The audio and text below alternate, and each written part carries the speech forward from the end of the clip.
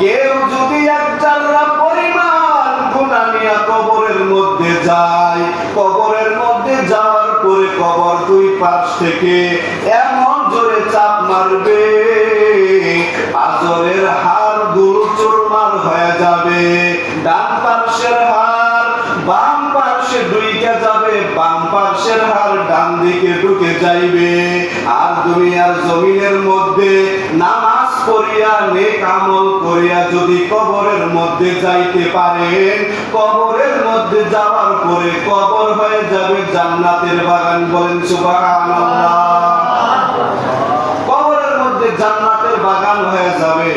আর যদি আমরা গুনাহ করিয়া কবরের মধ্যে যাই, আর ফেরেশতা আসিয়া যদি বলে রবের পরিচয় দাও, ধর্মের পরিচয় দাও, নবীজি সাল্লাল্লাহু আলাইহি ওয়াসাল্লামের পরিচয় দাও, আর আমরা যদি নামাজ না পড়ে গুনাহ লইয়া কবরের মধ্যে যাই, কবরের মধ্যে যাওয়ার পরে আমরা জবান দিয়া ফেরেশতাদের প্রশ্নের আর জবাব দিতে পারবো না। হাদিসের মধ্যে এসেছে, তখন ওই আল্লাহর বান্দা বলবে লা আদরি, আমি কিছুই জানি না, কিছুই জানি না। আল্লাহ তাআলা হুকুম করবে, ও ফেরেশতা, এই বান্দারে আর প্রশ্ন করবা না, এই বান্দারে দুনিয়ার জমিনের মধ্যে আমি পাঠাইয়া দিলাম।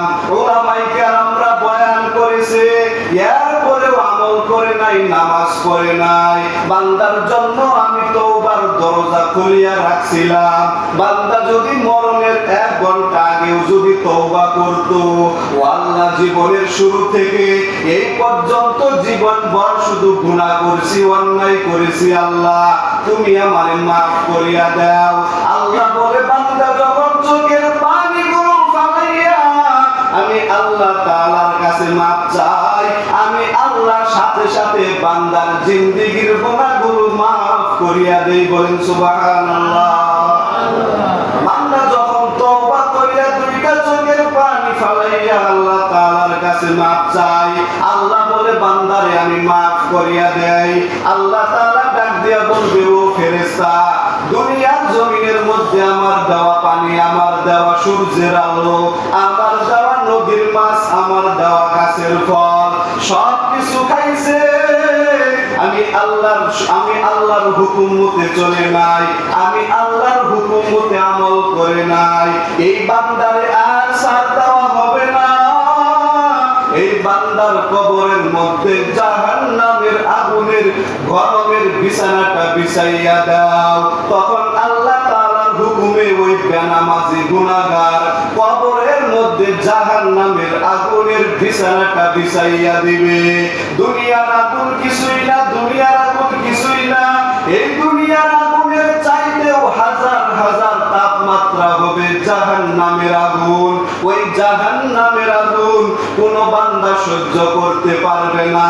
আল্লাহর নবী ডাক দিয়া বলে, ও উম্মত, জাহান্নামের আগুন এত তেজের আগুন হয়ে যাবে, জাহান্নাম থেকে জাহান্নাম ওয়ালারা 700 মাইল দূরে থাকবে। ওই 700 মাইল দূরে থেকে জাহান্নামের তাপে জাহান্নামের চামড়াগুলো খসে খসে পড়ে যাবে। বলেন নাউজুবিল্লাহ। আর বান্দা কবরের মধ্যে যাওয়ার পরে বান্দাকে প্রশ্ন করবে, নবীজির পরিচয় দাও। বান্দা দুনিয়ার জমিনের মধ্যে থাকাকালীন যদি নবীজির মুহাব্বত অন্তরের মধ্যে লইয়া কবরের মধ্যে যায়, তাহলে বান্দা বলবে, আমার নবী হচ্ছে মুহাম্মাদুর রাসূলুল্লাহ সাল্লাল্লাহু আলাইহি ওয়াসাল্লাম। দুনিয়াতে জমিনের মধ্যে থাকাকালীন যদি নবীর মুহাব্বত নাও অর্জন করিয়া কবরের মধ্যে যান, জবান দিয়ে শুধু বের হবে লা আদরি, লা আদরি, আমি কিছুই জানি না, কিছুই জানি না। আল্লাহ তাআলা হুকুম দিয়া বলবে, ও ফেরেশতা, এই বান্দারে আর প্রশ্ন করবা না। এই বান্দার কবরের মধ্যে একটা না, দুইটা না, 70 থেকে 60 এনে তোমরা রাইখা দাও। একটা না, দুইটা না, 70 থেকে 99টা সাপ অন্ধকার কবরের মধ্যে চলে আসবে। আমরা সহ্য করতে পারবো না। কবর থেকে জাহান্নাম পর্যন্ত রাস্তা করিয়া দিবে। এরপরে জাহান্নামের আগুন আমাদের কবরের মধ্যে চলে আসবে। আসলে তো দুনিয়া